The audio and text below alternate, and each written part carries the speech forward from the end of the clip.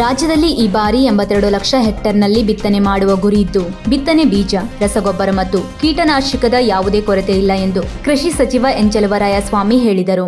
ಅವರು ಹಳಿಯಾಳದಲ್ಲಿ ಮಾತನಾಡಿ, ರಾಜ್ಯದಲ್ಲಿ ಕಳೆದ ವರ್ಷ 153 ಲಕ್ಷ ಮೆಟ್ರಿಕ್ ಟನ್ ಆಹಾರ ಉತ್ಪಾದನೆ ಮಾಡಲಾಗಿದ್ದು, ಈ ಬಾರಿ ಕೂಡ ನಿಗದಿತ ಗುರಿ ಸಾಧಿಸಲಾಗುವುದು. ರಾಜ್ಯದಲ್ಲಿ ಉತ್ತಮ ರೀತಿಯಲ್ಲಿ ಮಳೆಯಾಗುತ್ತಿದ್ದು, ಈಗಾಗಲೇ ಶೇಕಡ 25ರಷ್ಟು ಪ್ರದೇಶದಲ್ಲಿ ಬಿತ್ತನೆ ಕಾರ್ಯ ಪೂರ್ಣಗೊಂಡಿದ್ದು, ಜುಲೈ ವೇಳೆಗೆ ಬಿತ್ತನೆ ಕಾರ್ಯ ಸಂಪೂರ್ಣಗೊಳ್ಳಲಿದೆ ಎಂದರು. ರಾಜ್ಯದಲ್ಲಿ ಪ್ರಸ್ತುತ ಯಾವುದೇ ಜಿಲ್ಲೆಯಲ್ಲಿ ಬಿತ್ತನೆ ಬೀಜ ಮತ್ತು ರಸಗೊಬ್ಬರದ ಕೊರತೆ ಕಂಡುಬಂದಿಲ್ಲ. ಹೆಚ್ಚುವರಿ ಅಗತ್ಯತೆ ಕಂಡುಬಂದಲ್ಲಿ ತಕ್ಷಣ ಪೂರೈಕೆ ಮಾಡಲಾಗುವುದು. ಪ್ರಸ್ತುತ 2.89 ಲಕ್ಷ ಮೆಟ್ರಿಕ್ ಟನ್ ಬಿತ್ತನೆ ಬೀಜ ಮತ್ತು 9.79 ಲಕ್ಷ ಟನ್ ರಸಗೊಬ್ಬರದ ದಾಸ್ತಾನು ಲಭ್ಯವಿದ್ದು, ಮುಂಗಾರು ಹಂಗಾಮಿಗೆ ಅಗತ್ಯವಿರುವ ಎಲ್ಲಾ ಅಗತ್ಯ ಸಿದ್ಧತೆಗಳನ್ನು ಮಾಡಿಕೊಳ್ಳಲಾಗಿದೆ. ಕೃಷಿ ಇಲಾಖೆ ವತಿಯಿಂದ ರೈತರಿಗೆ ಸಬ್ಸಿಡಿ ದರದಲ್ಲಿ ವಿವಿಧ ಸವಲತ್ತುಗಳನ್ನು ವಿತರಿಸುತ್ತಿದ್ದು, ಕಳೆದ 2 ವರ್ಷದಲ್ಲಿ 1,000 ಕೋಟಿಗೂ ಅಧಿಕ ಮೊತ್ತದ ಸಬ್ಸಿಡಿ ವಿತರಣೆ ಮಾಡಲಾಗಿದೆ ಎಂದರು.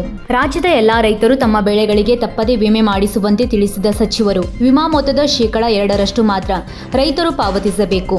ಬಾಕಿ ಮೊತ್ತವನ್ನು ಸರ್ಕಾರ ಪಾವತಿಸಲಿದ್ದು, ವಿಮಾ ಪರಿಹಾರದ ಸಂಪೂರ್ಣ ಮೊತ್ತ ರೈತರಿಗೆ ದೊರೆಯಲಿದೆ ಎಂದರು. ಆಡಳಿತ ಸುಧಾರಣಾ ಆಯೋಗದ ಅಧ್ಯಕ್ಷ ಹಾಗೂ ಹಳಿಯಾಳ ಶಾಸಕ ಆರ್.ವಿ. ದೇಶಪಾಂಡೆ ಈ ಸಂದರ್ಭದಲ್ಲಿ ಉಪಸ್ಥಿತರಿದ್ದರು.